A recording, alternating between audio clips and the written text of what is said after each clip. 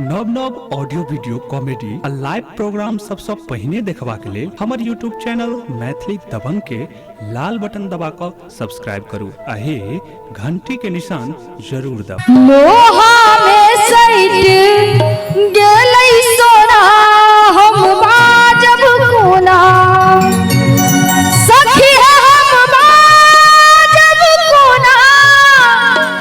दैया है हम बाजब कोना सखी हम बाजब कोना दैया है हम बाजब कोना लोहा सैट गेलै सोना हम बाजब कोना लोहा में सैट गेलै सोना हम बाजब कोना सखी हम बाजब कोना दैया हम बाजब कोना सखी हम बाजब कोना दैया हम बाजब कोना लोहा में सैट गेलै सोना हम बाजब कोना लोहा में सैट गेलै सोना बाजब कोना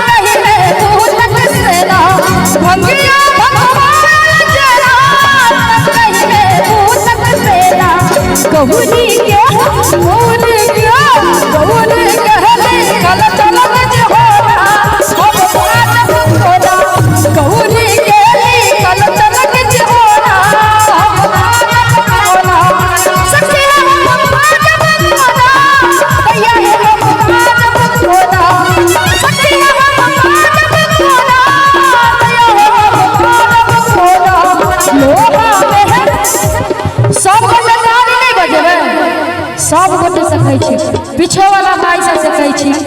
कि सब गोटे बाबा के दरबार में छियै नाली नहीं जाओ सबके हाथ इंगेज छन कहबै सब कियो सेल्फी ल रहल छथिन किनको हाथ सबसे देखियो ताली हो छी जते गोटे भोला बाबा के भक्त छियै सब गोटे हाथ उठा लिया पीछे वाला बाबा जय हो देखे छथिन उ सब महाकाल के भक्त छथिन वह जे सब महाकाल के भक्त छियै हाथ उठा लियो तो एक बार और ताली बजा के लोहा में